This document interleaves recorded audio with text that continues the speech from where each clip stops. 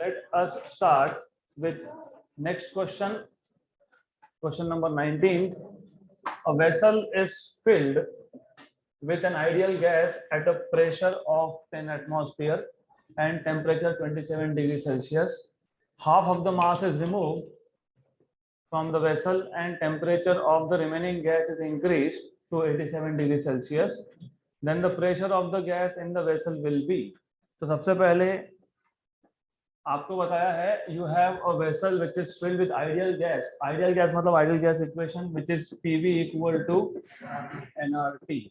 Then what they are telling you is initial pressure था 10 atmosphere, temperature है 27 degrees Celsius, half of the mass is removed. तो आपको half of the mass बोला है, तो पहले इस इक्वेशन को मास में कन्वर्ट करना पड़ेगा. You know number of moles is m upon capital M, mass upon molecular weight RT, correct? Then आगे बोला है half is removed from the vessel and temperature of the remaining gas is increased to 87 degree. तो 27 से 87 हो गया. Then the pressure of the gas in the vessel will be. So first of all, V is constant, molecular weight is constant. V constant क्यों है? क्योंकि हमने vessel नहीं change किया.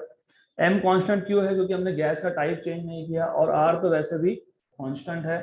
तो pressure is proportional to M into T. Pressure P2 upon P1 will be M2 upon M1, T2 upon T1. आपने half मास निकाल दिया. हाफ मास निकालने का मतलब होता है कि final mass is half of initial. तो M2 by M1 is 1/2. तो ये आ जाएगा 1/2. T2 is 87 और ये डिग्री सेल्सियस में है. It should be in kelvin.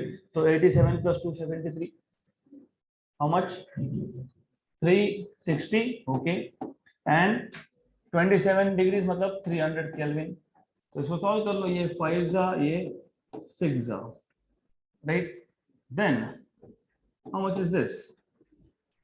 3/5. तो P2 is 3/5. 3/5 of P1. तो आपको मिल जाएगा यहाँ से P2 equal to 3/5 of P1. But what was P1? 10. So 3/5 of 10, 6 atm. So you have final pressure as 6 atmosphere. Option number B.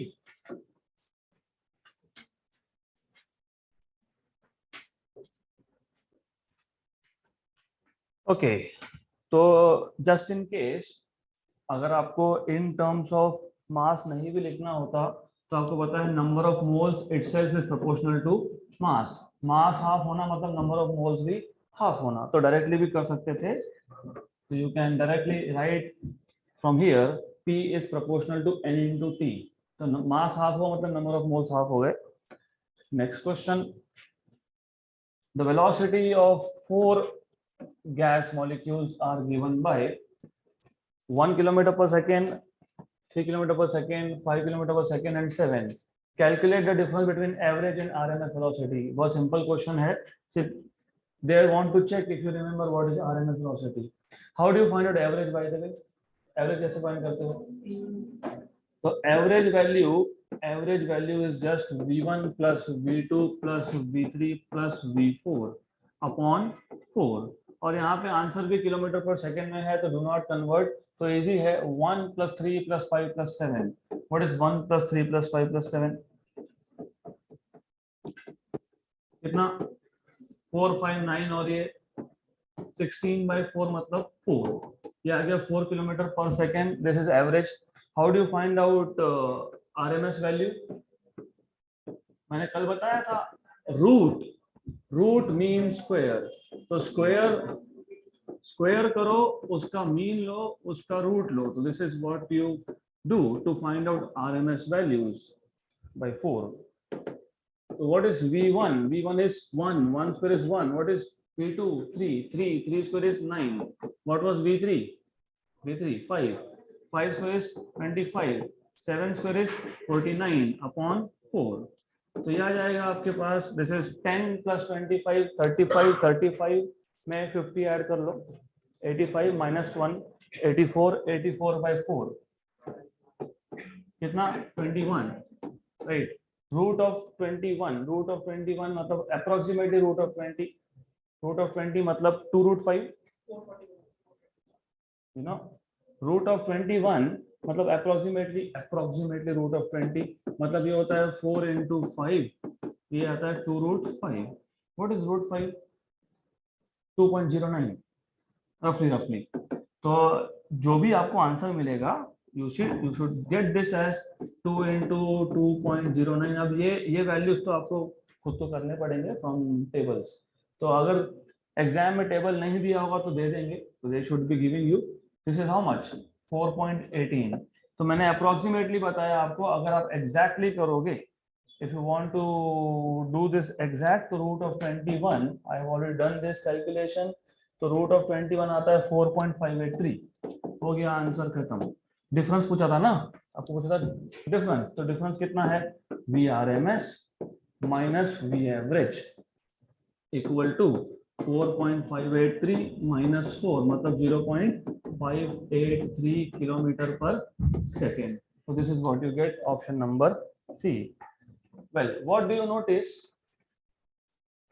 What do you notice from here? यहाँ पे important चीज ये है कि RMS वैल्यू एवरेज से ज्यादा आता है। What is RMS? 4.583. What is average? 4. So remember this, V RMS is always greater than V average।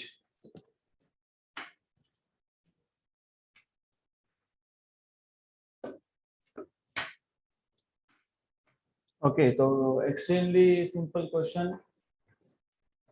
And if you look at the options, इस केस में आपको exact calculation करने ही पड़ेंगे because options are very close to each other। तो root of 21 अच्छे से find करना, नहीं तो आंसर गलत हो जाएगा। Next question, the sphere of radii 8 centimetre and 2 centimeter are cooling। Their temperatures are 127 degrees Celsius and 527 degrees Celsius respectively। Find the ratio of energy radiated by them in the same time।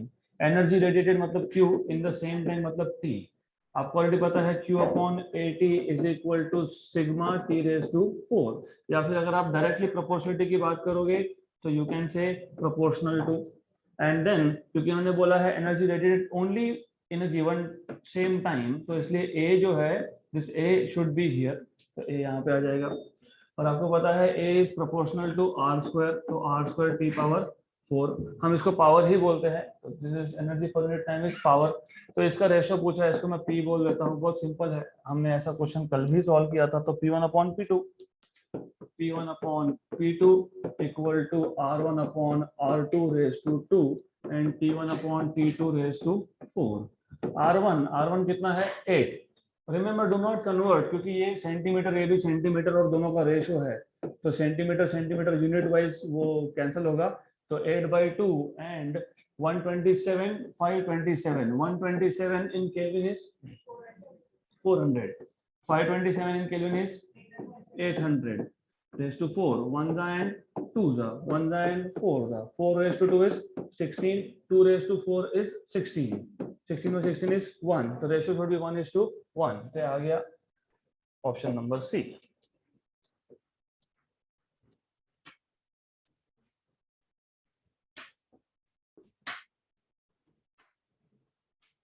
Next question, तो such kind of questions हम पहले क्यों कर रहे हैं, क्योंकि this kind of questions can be solved orally. तो ध्यान दो, स्पीड बढ़ाना पड़ेगा।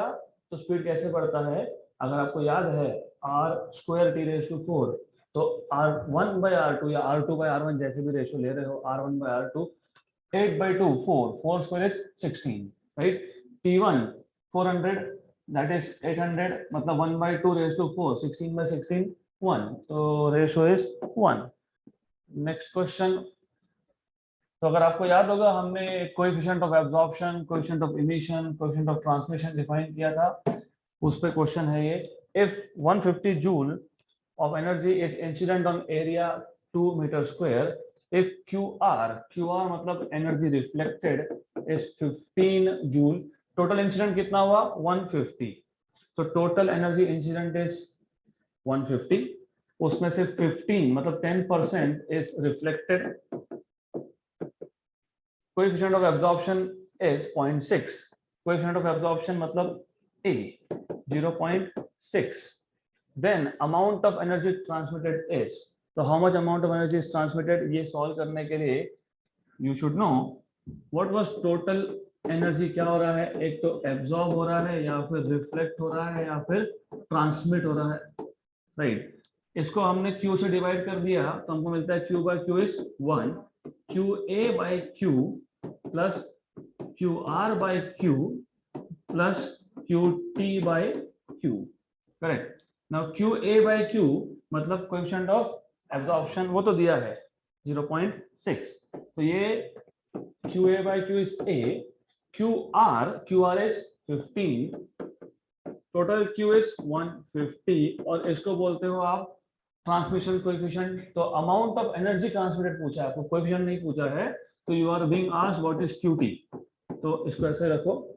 Then how much is this 0.6, ये कितना आ गया 1/10, 1/10 कितना 0.1, तो प्लस QT अपॉन Q, तो ये 0.7 यहाँ पे आ जाएगा, तो 1 minus 0.7 that is QT upon Q, this is 0.3, 0.3 multiplied by Q will give you QT, so this is QT, what is 0.3 into Q की वैल्यू कितनी थी 150, what is 150 into 0.3 45 जूल, तो 45 जूल ट्रांसमिट हुआ, रिफ्लेक्ट कितना हुआ था 15, correct, तो absorb कितना हुआ लिखा है 0.6 मतलब 60%, व्हाट इज 60% ऑफ 150, 15 6 जा कितना 90, तो 90 प्लस 15 प्लस 45 150 हो गया ना,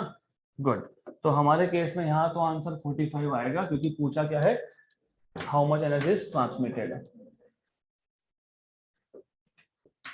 तो रिमेंबर इन कॉम्पिटिटिव एग्जाम सबसे बड़ा प्रॉब्लम है टाइम का, तो अब ये क्वेश्चन इतना लंबा सॉल्व करने की जगह पे what you could have done, क्या कर सकते थे, जब क्वेश्चन आप रीड कर रहे हो, व्हेन रीडिंग द क्वेश्चन अगर कॉन्सेप्ट क्लियर है तो एक चीज तो समझ में आ गई, 0.6 मतलब 60% एब्जॉर्ब हो गया, टोटल एनर्जी कितना था 150 और रिफ्लेक्ट कितना हुआ 15, तो 15 बाई 150 कितना 10, करेक्ट, 60% एब्जॉर्ब हुआ, 10% रिफ्लेक्ट हुआ, तो बचा हुआ 30% क्या होगा ट्रांसमिट होगा, 30% ऑफ 150 कितना होता है 45, हो गया 45, तो कोई इक्वेशन की जरूरत नहीं थी, you can directly solve such question, सिर्फ लुक एट द नंबर्स, 0.6 मतलब 60%, 15 बाई 150 इज 10%, मतलब 0.6 0.1 0.7, करेक्ट, तो कितना ट्रांसमिट होगा 0.3, किसका 0.3 150 का 0.3, 150 इंटू 0.3 कितना आ गया 45 जूल। नेक्स्ट क्वेश्चन, ये it is actually a joke, just to tell you, unit of Wien's constant is, तो याद है हमने कल देखा था lambda max is equal to, याद है प्रोपोर्शनल टू 1 अपॉन टेम्परेचर, तो do you remember, if you remember अगर आपको याद होगा lambda max is equal to some constant B जिसको बोलते हैं वीन्स कांस्टेंट अपॉन टी, तो वीन्स कांस्टेंट क्या हो जाएगा lambda max into T, lambda max मतलब wavelength, wavelength is in meter, temperature is in kelvin, तो क्या आएगा मीटर केल्विन, करेक्ट, ये मिली केल्विन नहीं है, this is metre kelvin, is this correct, Wien's displacement law revise करके आया क्या, करेक्ट है, उल्टा नहीं लिखेंगे ना, कि उल्टा लिखोगे temperature is proportional to 1 upon lambda max, वैसा लिखा तो फिर temperature is proportional to 1 upon lambda max, right, फिर भी तो सेम आएगा, गुड, तो it is option number D, तो no need to write down such things, it is just for you to revise to know कि Wien's displacement law क्या था। अगला क्वेश्चन, वेल चलो ध्यान दो यहाँ पे, the gas is carbon monoxide, you know which type of gas is this, diatomic है और rigid है कि non rigid है, rigid है, and nitrogen is molecular gas और atomic gas molecular, N2 होता है वो rigid होता है कि non rigid होता है, rigid होता है, at the same temperature, right, have kinetic energy E1 and E2 respectively, then at the same temperature. So do you remember energy of any gas at a given temperature is kBT by 2 into F, क्योंकि हर एक degree of freedom के साथ कितना energy होता है kBT by 2, correct. दोनों के दोनों रिजिड है, दोनों रिजिड है और डायटोमिक है, तो दोनों का डिग्री ऑफ फ्रीडम कितना होगा, सेम, और टेम्परेचर भी क्या है, सेम, तो एनर्जी क्या होगा, सेम। तो ऑप्शन क्या आएगा, डन। तो E1 इक्वल टू E2। तो करना क्या होता है, आपको चेक करो दोनों सेम टाइप ऑफ गैस है क्या, yes, both are rigid diatomic gas, and since they are both same, they have same number of degree of freedom, degree of freedom same है और टेम्परेचर भी सेम है, तो energy भी same होगा, done. Next question, a black body is heated from 27 to 927 degrees Celsius, the ratio of radiation emitted will be, simple। कौन सा law लगेगा यहाँ पे, Stefan's law. What is Stefan's law, energy emitted per unit area per unit time, मतलब emissive power Q by AT is proportional to T power 4। तो अब बताओ, oral question है ये, this is emissive power, right. तो emissive power is proportional to T raised to 4, तो ratio क्या आएगा, क्या आएगा, क्या आएगा, T1 by T2 raised to 4। What is T1, 300, what is T2, 1200, what is 300 by 1200, 1 by 4, what is 1 by 4 raised to 4, 1 by 4 raised to 4, 300 by 1200 raised to 4, 1 by 4, 1 by 4 raised to 4, 4 raised to 4 मतलब 16 का square होता है वो, 4 raised to 2 into 4 raised to 2, 16 into 16 to 56, 1 upon 256, खत्म। This is what you can do।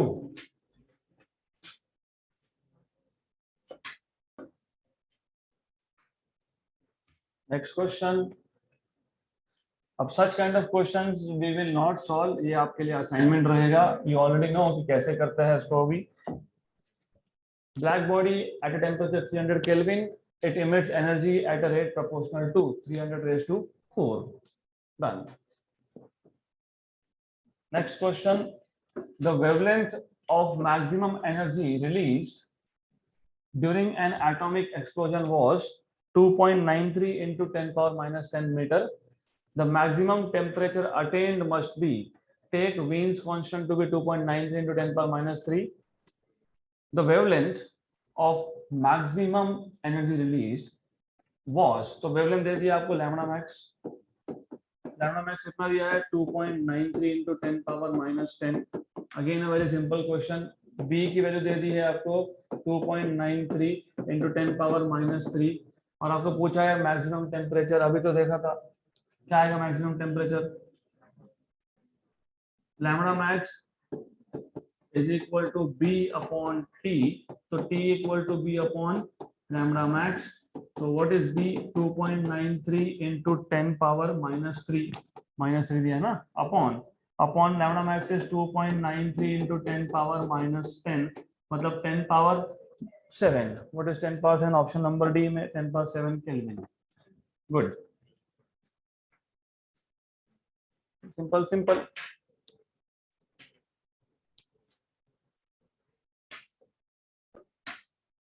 Okay, so we will move to next level questions now, that is level 2।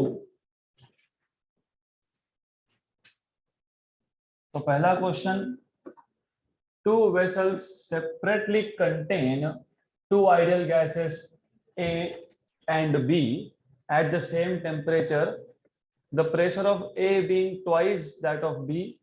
Under such conditions, the density of A is found to be 1.5 times the density of B. The ratio of molecular weight of A and B is, NEET 2015 में question आया था ये। तो आपको दिया क्या है, दो गैसेस है, pressure of A is twice that of B, pressure in container A is twice that of B, so pressure is twice that of B। आगे आपको बोला है density of A is found to be 1.5 times of density of B. और आपको पूछा है what is the ratio of molecular weight. तो सबसे पहले आइडियल गैस है, how to approach a question, formula याद नहीं आता ना, तो फॉर्मूला याद कैसे करना होता है। आइडियल मतलब पीवी इक्वल टू एनआरटी, तो PV equal to NRT.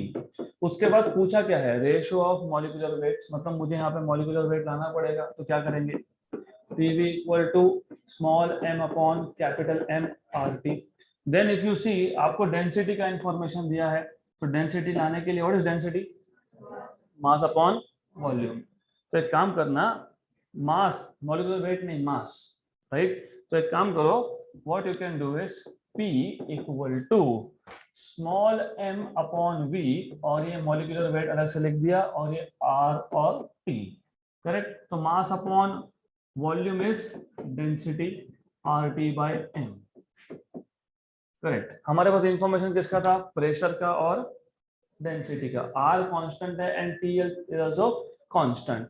T constant है एट द सेम टेम्परेचर बोला है, तो T कांस्टेंट है, मतलब pressure is inversely proportional to density upon molecular weight, मतलब molecular weight is proportional to density upon pressure.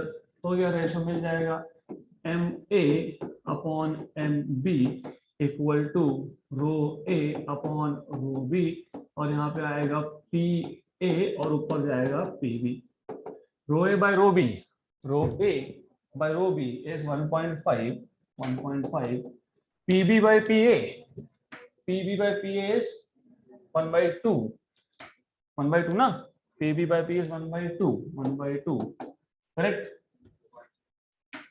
पक्का clear है ना, रो A by row B 1.5, PB by PA 1 by 2, 0.75 है क्या, लेकिन 0.75 है, 3 by 4, जैसे 3 by 4, 1.5 कितना होता है, 3 by 2, तो 3 by 2 by 2 कितना, 3 by 4, ऑप्शन नंबर ए।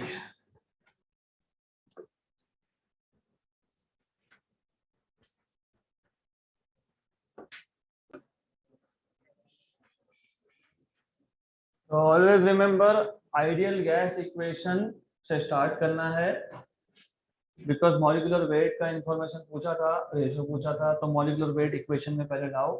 फिर डेंसिटी का इंफॉर्मेशन दिया है, तो डेंसिटी को एडजस्ट करो, density is mass upon volume, and then you get an equation and solve this. Good. Next question. Let us move to next question now. At what temperature will the RMS speed of oxygen molecules become sufficient for escaping from Earth's atmosphere? Mass of oxygen, mass दिया है, it is 2.76 into 10 power minus 26 kilogram. And Boltzmann constant is 1.38 into 10 power minus 23 joule per Kelvin. So at what temperature will the RMS speed of oxygen become sufficient to escape Earth's gravitational field? क्योंकि Earth's atmosphere मतलब Earth's gravitational field, तो gravitation थोड़ा सा पता होना चाहिए। Do you know what is escape velocity from surface of Earth? Value पता है, 11.2 किलोमीटर पर सेकेंड। जिनको नहीं पता, ग्रेविटेशन में हम एस्केप वेलोसिटी का इक्वेशन हमने डिराइव किया था, तो just for a very quick revision, let us say ये अर्थ का सरफेस है, we have earth, and if anything has to escape from earth surface, मतलब यहाँ पे ऑब्जेक्ट है, अब ऑब्जेक्ट भी हो सकता है, गैस भी हो सकता है, एस्केप करना मतलब क्या, अर्थ के ग्रेविटेशनल फील्ड से कंप्लीटली बाहर जाना, तो क्या करना पड़ेगा, एनर्जी देना पड़ेगा। तो सबसे पहले एनर्जी, उसके पास कितना एनर्जी वो कैलकुलेट करो, अर्थ की सरफेस पे है, तो इसका मतलब पोटेंशियल एनर्जी होगा। If you are also, we all of us, हम भी अर्थ के सरफेस पे है, तो हमारा अर्थ के सिस्टम का पोटेंशियल एनर्जी होता है, विच इज गिवन बाय, अगर आपको याद होगा, minus G m1 m2 mass of earth mass of object upon R, ये है पोटेंशियल एनर्जी, राइट। देन इसको एस्केप करवाना है, तो इसको वेलोसिटी देना पड़ेगा, मतलब इसको काइनेटिक एनर्जी देना पड़ेगा, तो मुझे काइनेटिक एनर्जी इसको प्रोवाइड करना पड़ेगा, ये इनिशियल है, इनिशियल, तो कितना होता है kinetic energy, half m v square. कौन सा वी, वी ई स्क्वायर, क्योंकि एस्केप करवाना है। दूसरा, remember potential energy depends on 1 upon distance, मतलब ऑब्जेक्ट जितना दूर जाएगा उतना पोटेंशियल एनर्जी कम होगा, राइट। हमको एस्केप करवाना है, एस्केप करवाना मतलब क्या कि इसको इंफिनिटी पे भेजना है, करेक्ट। अब इंफिनिटी पे भेजने का मतलब ये होता है कि जो फाइनल पोटेंशियल एनर्जी होना चाहिए वो होना चाहिए जीरो। क्यों जीरो, क्योंकि G M M upon R, R कितना हो गया, infinity, anything upon infinity is zero, तो final potential energy is zero. Final kinetic energy is also zero. कैसे, let us take an example, हमने एक बॉल लिया, we are throwing it up, correct. तो होता क्या है, जैसे आप उसको ऊपर थ्रो करते हो तो वेलोसिटी कम कम कम होते जाएगा, तो जितना ज्यादा बॉल दूर जाएगा उतना काइनेटिक एनर्जी कम होते जाएगा। और ये ऑब्जेक्ट अर्थ की सरफेस से कहाँ गया, इनफिनाइट डिस्टेंस पे, तो प्रैक्टिकली वेलोसिटी कितना हो गया, जीरो। वेलोसिटी जीरो मतलब काइनेटिक एनर्जी इज जीरो, तो काइनेटिक एनर्जी इज जीरो। तो आपको पता है what is law of conservation of energy, energy can neither be created nor be destroyed, मतलब total initial energy is equal to total final energy. लेकिन final तो zero ही था, इनिशियल कितना था, इनिशियल था पोटेंशियल प्लस काइनेटिक, काइनेटिक कितना है, हाफ एम वी स्क्वायर, और पोटेंशियल कितना आया, minus G M M upon R, shift कर दो तो half m v square equal to G capital M small m by R, cancel and cancel, 2 को shift कर दिया तो v square equal to 2 G M by R, v e equal to under root of 2 G M by R. तो जब आप जी की value substitute करोगे 6.67 into 10 power minus 11, when you substitute for mass of earth is 6 into 10 power 24 kilogram, and radius of earth which is 6400 kilometer, तो 6400 into 10 power 3 metre, ये solve करोगे तो आपको मिलता है 11.2 किलोमीटर पर सेकेंड।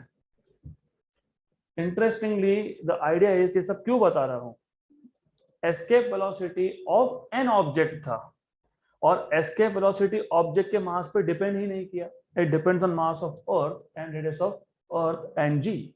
इसका मतलब आपको अगर एक छोटे से स्टोन को एस्केप करवाना है या एक बड़े से हाथी को एस्केप करवाना है, सबके लिए वेलोसिटी कितना होगा, सेम। तो गड़बड़ करोगे तो मैं 11.2 किलोमीटर दे दूंगा आपको, गए तो गए, वापस नहीं आओगे कभी। Just to explain you the concept, तुम्हारे साथ तुम्हारा दोस्त भी गड़बड़ कर रहा होगा तो दोनों को है ना, वेलोसिटी तो सेम ही देना है ना, तो 1 क्या 2 क्या 3 क्या, तो साथ में यू कैन गो। तो आइडिया इज दिस कि हमारा ग्रेविटेशन का एक टॉपिक कवर हो गया, that was the idea behind telling you.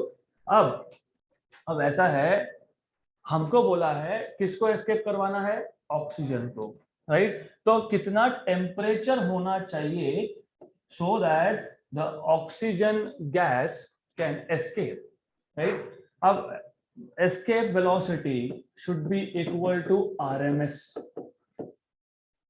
ऐसा ही बोला है ना, at what temperature will the RMS speed of oxygen molecule, right, become sufficient enough for escaping, मतलब RMS speed should be equal to escape speed. What is escape speed, 11.2. What is RMS speed, 3 RT by m, correct। अब 11.2 equal to root of 3 r, what is the value of r, दिया है क्या, नहीं दिया। तो आपको ये पता होना चाहिए, अगर नहीं दिया, और याद रखना ये मॉलिक्यूलर वेट है, हमें दिया है मास, तो आपको पता होना चाहिए यहाँ पे आप अगर आरएमएस स्पीड आपको लिखना है इन टर्म्स ऑफ के, तो 3 kT by स्मॉल m आता है। कैसे आता है, सिंपल, क्या किया मैंने R बाय एम को इक्वल टू के बाय एम लिखा। मैंने कल इसलिए बताया था कि जरा देख के आना। डू यू रिमेम्बर, एक क्वेश्चन था, मैंने बोला था छोटा सा एक स्टेप आपको करके आना है, पीएमटी, हाँ, तो जिसने किया होगा सबको समझ में आया होगा। तो you should know R by M मतलब R by molecular weight is K, Boltzmann constant upon mass, ये फॉर्मूला है, ये कैसे आता है, तो वो किया होगा एक्सरसाइज, तो आज समझ में आया होगा। गुड। के, what is the value of के, कितना है 1.38 इंटू 10 पावर -23, और टी तो फाइंड करना है upon M, what is M 2.76 into 10 power -26, right. 1.38 का डबल कितना होता है, what is double of 1.38, 1 and 2, ये गया ऊपर, मतलब 3/2 1.5, ठीक है, स्क्वायर कर लेंगे हम लोग, we will square this out. अब look at the options first, आसपास में कोई भी आंसर नहीं है तो अप्रोक्सीमेट सॉल्यूशन चलेगा, मतलब मैं जब स्क्वायर करूंगा दोनों साइड पे, स्क्वायरिंग ऑन बोथ साइड, 11 का स्क्वायर इज 121, तो 11 square becomes 121 equal to 3/2 is 1.5, और ये 10 पावर -23 था, ये 10 पावर -26 था, तो कितना हो गया, ऊपर जाके प्लस हो गया, मतलब कितना हो गया 10 पावर 3, और ये आ जाएगा आपका इनटू टी। गुड। तो अब t will be equal to 1 to 1 upon, एक काम करो 1.5 का पॉइंट हटा दो तो 10 पावर 2 हो जाएगा ये। गुड। व्हाट इज 120/15, 9 कैसे आएगा, 8, 1 एंड 8, ये ऊपर गया तो 8 इंटू 10 पावर -2, देखो आता है क्या, पावर 4 है, हमारा क्या आया -2, तो y, व्हाट वेंट रॉन्ग, कुछ तो गलत हुआ, check check check, what is wrong, यहां तक करेक्ट है, वैल्यूज ये भी करेक्ट है, दिस इज करेक्ट, ये ऊपर जाके प्लस होगा तो 3 बचेगा, that is correct, 3/2 is 1.5, that is correct, square किया तो 121 आया, दैट इज करेक्ट, तो करेक्ट करेक्ट करेक्ट, तो what is wrong, what is wrong, option wrong है,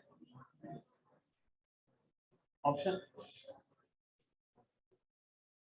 just a minute, there has to be something, कुछ तो यहाँ पे, या तो ऑप्शन, या तो हमारे कैलकुलेशन, या तो क्वेश्चन में कुछ तो यहाँ पे गलत दिया है, राइट। तो यू नीड टू थिंक कि what is wrong, what is wrong, but solution तो करेक्ट है। तो लेट मी चेक कि कुछ वैल्यू में गड़बड़ होगी, डेफिनेटली होगी, यस, मिल गया आंसर, मिल गया, कुछ गड़बड़ नहीं है, what is wrong, what is wrong, नहीं गलत क्या है वही तो पूछ रहा हूँ। आपका फाइनल आंसर किसने दिया है, Kelvin, Kelvin is which system of unit, ऐसा है, ये 11.2 क्या है, किलोमीटर, किलोमीटर पर सेकंड को मीटर पर सेकंड में लिखने के लिए क्या करोगे, what is, how many metres in 1 kilometre, कितना 10 पावर 3, तो यहाँ पे 10 पावर 3 हमने लिखा नहीं, तो अब हमारा काम हो गया और भी इजी, क्योंकि ये 10 पावर, नहीं वेट अ मिनट, इसका स्क्वायर करोगे, नहीं तो फिर उधर 10 पावर 3 लिख दोगे, इसका स्क्वायर किया था क्या, इसका स्क्वायर किया तो 120 बनाया ना, हाँ, तो इसका 10 पावर 3 का स्क्वायर कितना होता है 6, तो यहाँ पे एक 10 पावर 6 है, मतलब कितना आ गया, कितना आ गया 8 इंटू 10 पावर 4, अभी अभी है क्या आंसर में, है, यस।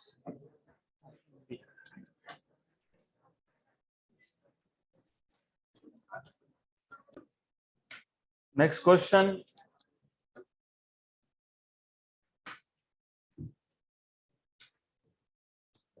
तो ये एस्केप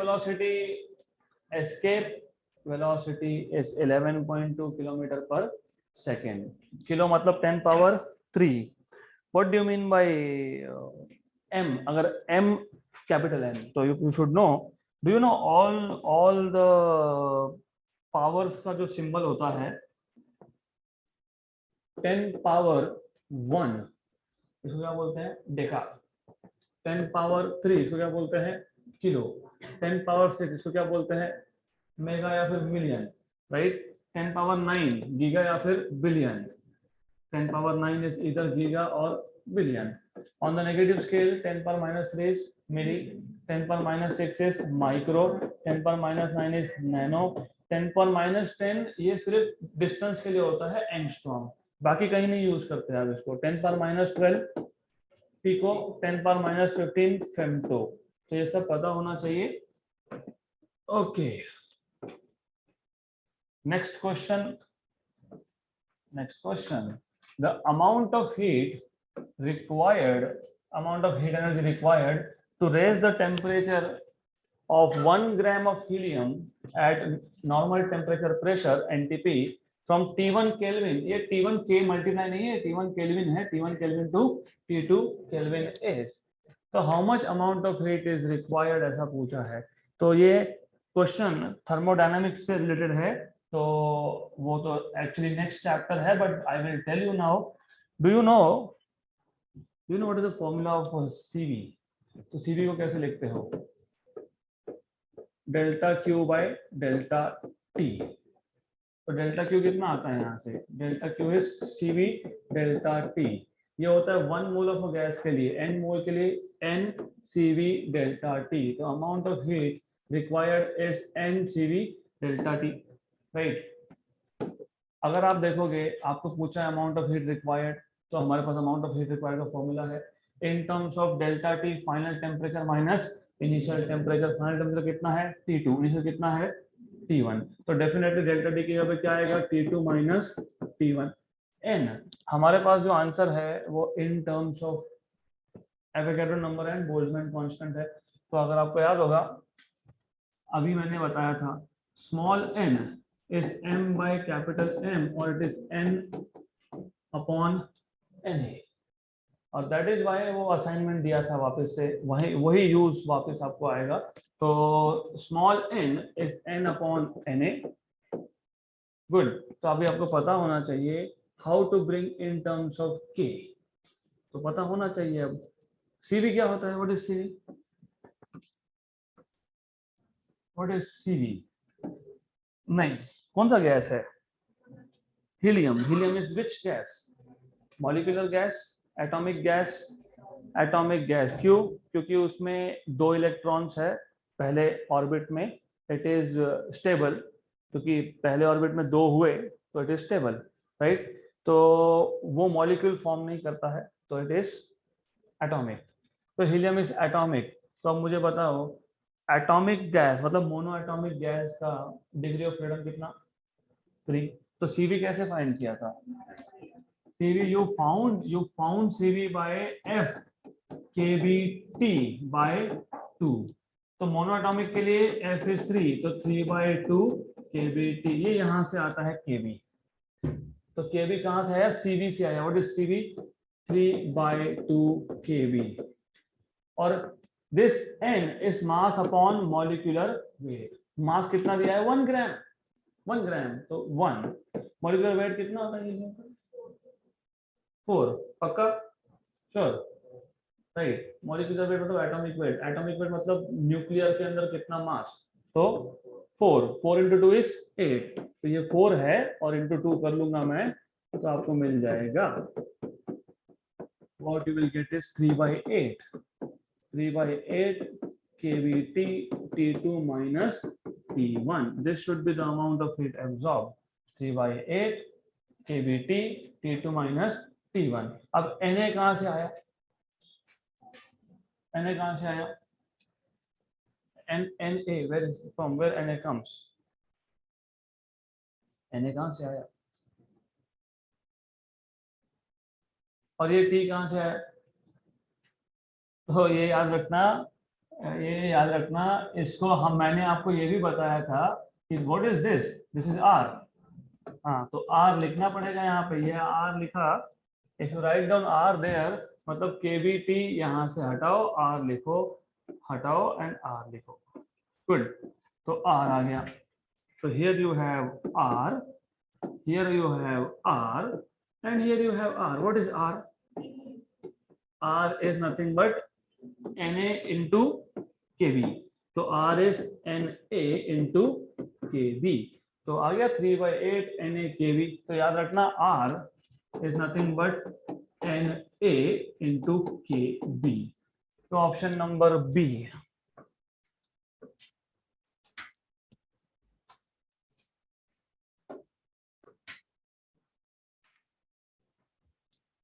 नेक्स्ट क्वेश्चन।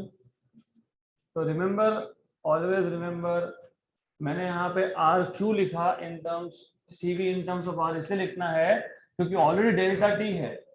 आप वापस टेम्परेचर के टर्म में लिखोगे तो it will create confusion. Done. Next question. The ratio of specific heats Cp by Cv equal to gamma in terms of degree of freedom is given by, degree of freedom यहाँ पे n बोला है, answer में f लिखा है, तो you should change it to f। Okay, अब इस क्वेश्चन को सॉल्व करने के तीन मेथड है। We will solve with the simplest of all.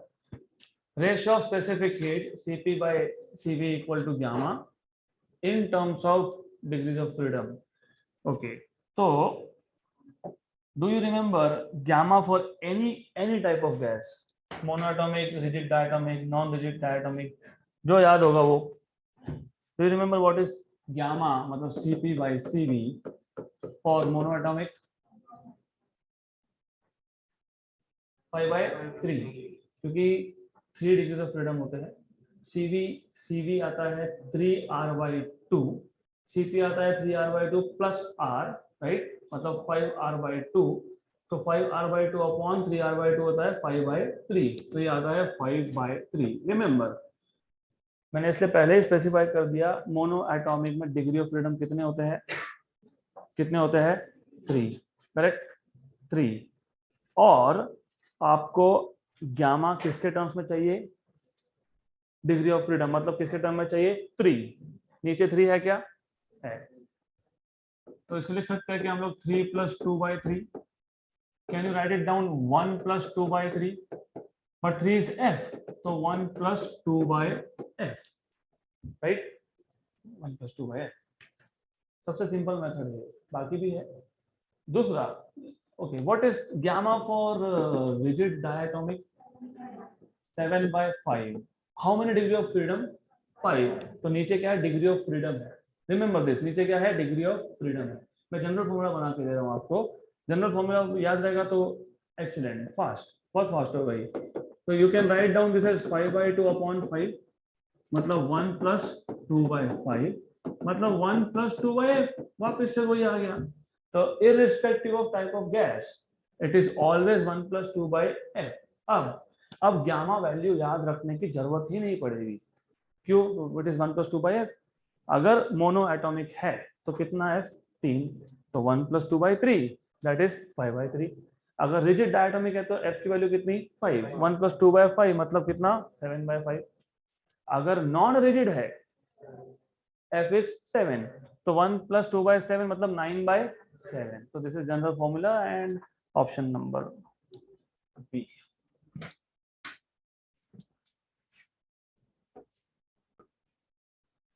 Next question,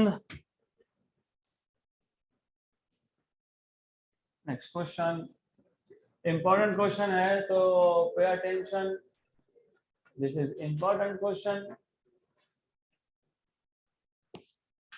2016 NEET, 1 mole of an ideal monoatomic gas undergoes a process described by the equation PV⁻³ = constant. The heat capacity of the gas during this process is, okay, heat capacity of the gas, heat capacity मतलब C, right। अब आपको पता होना चाहिए ये process PV⁻³ क्या है। If you remember, अगर आपको बॉयल्स लॉ याद होगा, what is Boyle's law, PV = constant basically, क्योंकि P × V इज कांस्टेंट, ये होता है बॉयल्स लॉ, राइट। इसका मतलब हमारे पास जो गैस है वो बॉयल्स लॉ ओबे नहीं करता, क्योंकि it is obeying PV⁻³ = constant. Good, so it is not obeying Boyle's law at the first place. अगर बॉयल्स लॉ होता, अगर होता है नहीं, तो you know what is C मतलब यहाँ पे हीट कैपेसिटी जब पूछते हैं ना, तो that is heat capacity at constant pressure, which is CV + R। Cv plus R। ये फॉर्मूला कब, ये फॉर्मूला जब गैस ओबे करता है बॉयल्स लॉ। हमारे पास ऐसा था क्या, नहीं, हमारे पास क्या है, पीवी रेस टू 3। मैं जनरल फॉर्मूला बना देता हूँ, पीवी रेस टू अल्फा, तो यहाँ पे आ जाएगा 1 minus alpha.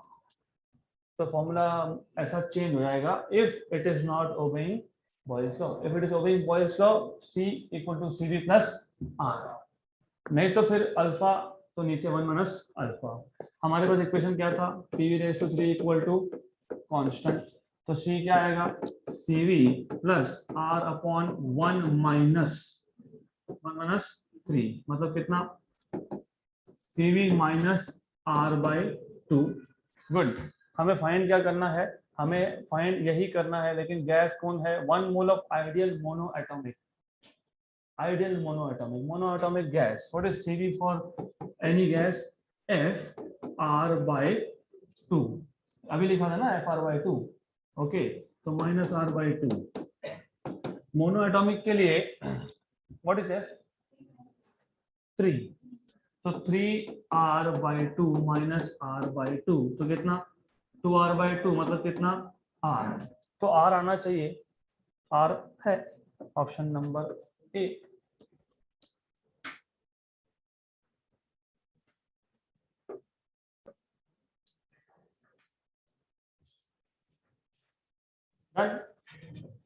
Remember Boyle's law जब ओबे होगा तब straight away Cv plus R लिखना, नहीं तो 1 माइनस, यहाँ पे 1 देखोगे एंड देन 1 माइनस 1 0, वो करना नहीं। Next question, this is theoretical question. Increase in temperature of a gas filled in container would lead to, increase in temperature of a gas filled in container, मैंने बताया था filled in container मतलब volume fix है।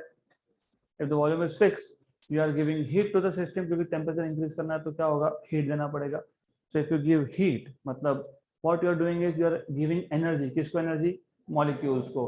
वो molecule energy लेके कहाँ जाता है, it starts moving। अगर मूव हो रहा था तो it will move faster, right. अगर मूव नहीं हो रहा था तो it will start moving, अगर ऑलरेडी मूव हो रहा था तो it will start moving faster, तो it will increase क्या, हो गया खत्म, done. 2019 NEET, done. Okay, next question.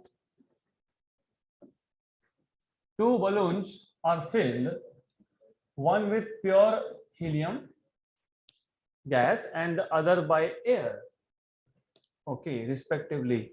If the pressure and temperature of these balloons are same, pressure temperature दोनों same है, the number of molecules per unit volume is, number of molecules per unit volume, और क्या क्या same दिया है, pressure and temperature. तो helium या फिर air, both are ideal gases, so both of them must be obeying ideal gas equation, मतलब PV equal to NRT. तो PV equal to NRT.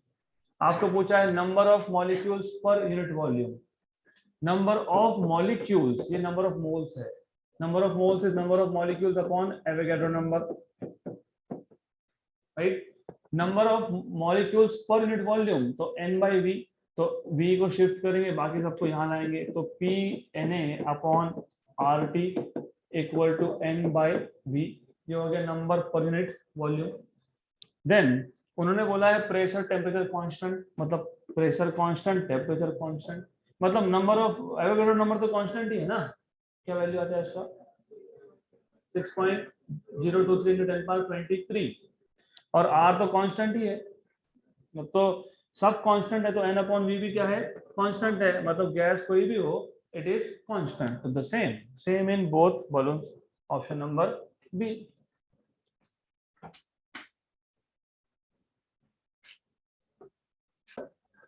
Next question, good.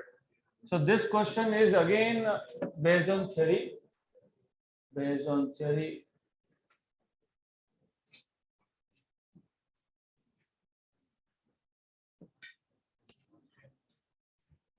The figure below shows plot of PV by N T versus P. तो सबसे पहले PV by N T क्या होता है, you know ideal gas equation, PV is equal to n R T, right. तो PV by N T, PV by N T मतलब equal to R है, और आर होता है कांस्टेंट, राइट। तो ये जो ग्राफ है it is PV by N T versus P, मतलब वाई एक्सिस पे, in short they are plotting R. सिर्फ बोलने के लिए पीवी बाई एन टी है, लेकिन that is R, okay, for oxygen gas at two different temperature, तो T1 and T2। अब what they are asking you is read the following statements concerning the above curves. The dotted line corresponds to ideal gas behavior. Yes, क्योंकि PV equal to nRT क्या था, ideal gas equation था। Ideal gas equation के according अगर temperature constant है, pressure volume constant है, तो R constant है, राइट। अगर प्रेशर कांस्टेंट है, रिमेंबर दिस, अगर प्रेशर कांस्टेंट है तो R is proportional to pressure. If pressure is constant, R is constant, तो you get a straight line, right. तो ये जो डॉटेड लाइन दिखाया था it corresponds to ideal gas behaviour. Yes, क्योंकि आइडियल गैस के हिसाब से आर तो कांस्टेंट ही होना चाहिए ना, बोलते हैं ना हम आर कांस्टेंट, उसकी वैल्यू भी लिखते हैं, सम वैल्यू। तो दैट इज करेक्ट, मतलब पहला स्टेटमेंट जो है वो करेक्ट है, this is correct. T1 is greater than T2. What do you see? You see from here R is inversely proportional to T.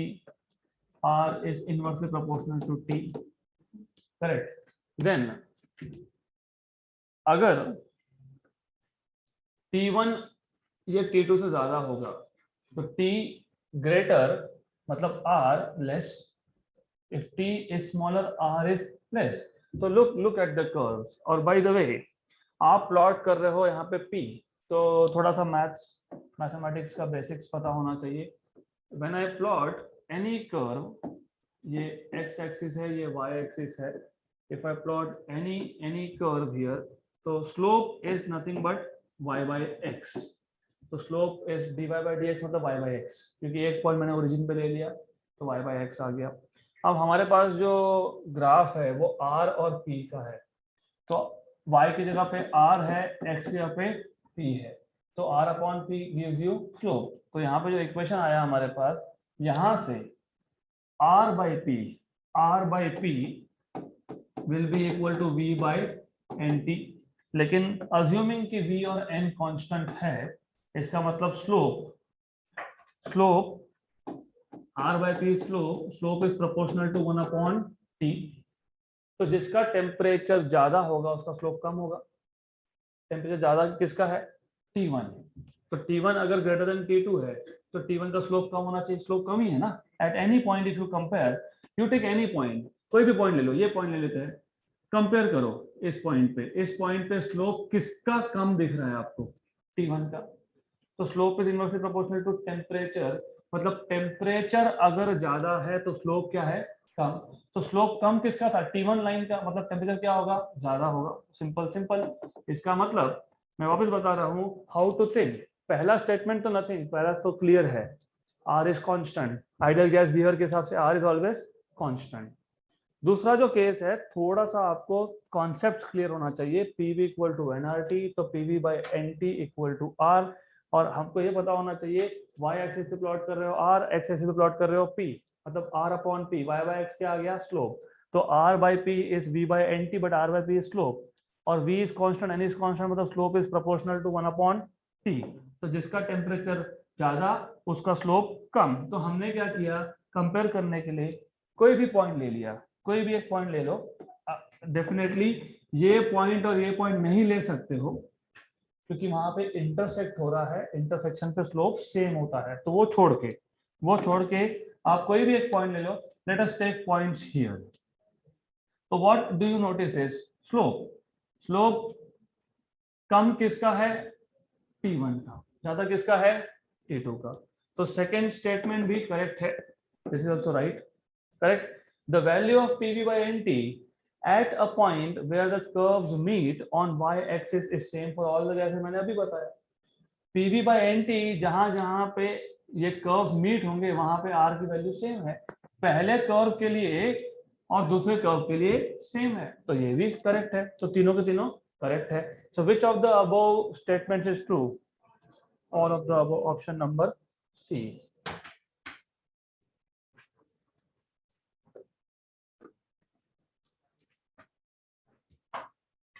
Done. Next question,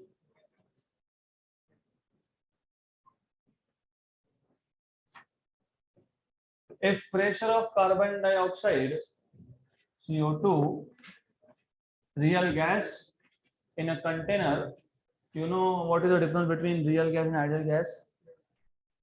What is equation of real gas?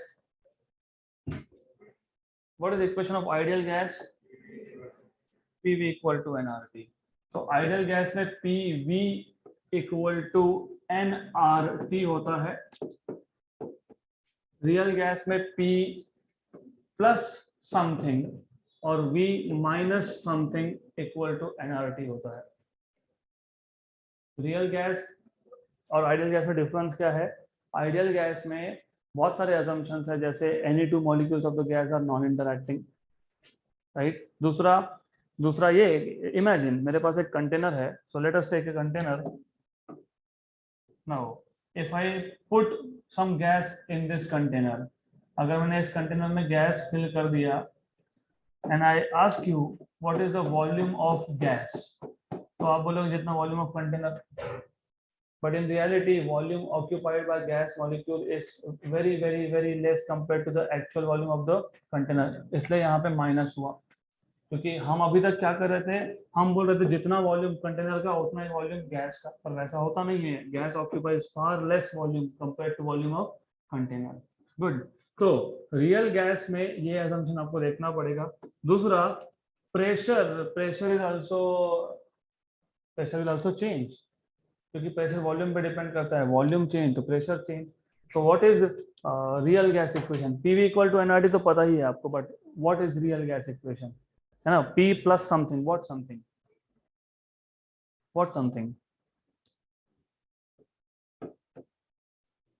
A by V minus क्या B, यहाँ पे आता है N, यहाँ पे आता है N square. ये है real gas equation. PV equal to nRT है आइडियल गैस इक्वेशन। अगर आपको इतना पता होगा तो क्वेश्चन सॉल्व कर पाओगे। अब उन्होंने आपको दिया है कार्बन डाइऑक्साइड और उसका इक्वेशन दे दिया, क्या बोला है? PV P equal to RT upon 2V minus B minus A upon 4B square. Then the mass of gas in the container is, mass of gas कैसे फाइंड करते हैं वो हम देखेंगे। मास ऑफ गैस फाइंड करना है तो नंबर ऑफ मोल्स फाइंड कर लो, क्योंकि नंबर ऑफ मोल्स N, अगर आपको याद होगा N is mass upon molecular weight. Molecular weight तो निकाल सकते हो ना, कार्बन डाइऑक्साइड, कार्बन का कितना वेट 12, ऑक्सीजन का कितना 16 प्लस 16 32 प्लस 12 44, मतलब मॉलिक्यूलर वेट तो मिल गया। तो नंबर ऑफ मोल्स अगर मिल गया तो यहाँ से मास आपको मिल जाएगा number of moles into molecular weight. Molecular weight तो पता ही है 44 है, करेक्ट। तो then your job is to find out what is n। n मिल गया तो क्वेश्चन सॉल्व। अब ये जो इक्वेशन दिया है ये गिवन इक्वेशन है और हमको रियल गैस का इक्वेशन पता है इस फॉर्म में, तो इसको इस फॉर्म में कन्वर्ट करो। कैसे कन्वर्ट करोगे? लेफ्ट हैंड साइड पे क्या है? ओनली P, तो लेफ्ट हैंड साइड पे सिर्फ P रखना है, मतलब इसको पूरे को डिवाइड करेंगे पहले। तो P plus N square A by V equal to nRT V minus NB, इसको शिफ्ट कर देंगे तो P equal to nRT V minus NB minus n square A by V। इस इक्वेशन को गिवन इक्वेशन से कंपेयर करेंगे। देखो, do you सी, हाँ ये बी स्क्वायर बोला है क्योंकि v इज बी स्क्वायर, मतलब बताना चाहते हैं कि v इज बी स्क्वायर, कोई प्रॉब्लम नहीं है, वी डोंट केयर, बाकी सब ठीक है ना। RT है, यस RT है, करेक्ट। यहाँ पे 2b माइनस बी है, okay. a upon B square, a constant और b कांस्टेंट, मतलब बी स्क्वायर भी कांस्टेंट, तो कंपेयर कर लो। By comparing what do you see, n square will be 1/4। तो by comparing standard equation with given equation, then you get n square as 1/4. So by comparison, देखो याद रखना constants जो है हर कोई अलग अलग यूज करता है। इन्होंने b लिखा है, ठीक है, b तो b, क्या फर्क पड़ता है। n square by comparison, n square is how much 1/4, मतलब n कितना 1/2। But do you remember mass m is what, क्या था मास m? n into n, but n is 1/2 and molecular weight is 44. What is 44/2? 22. Option number B.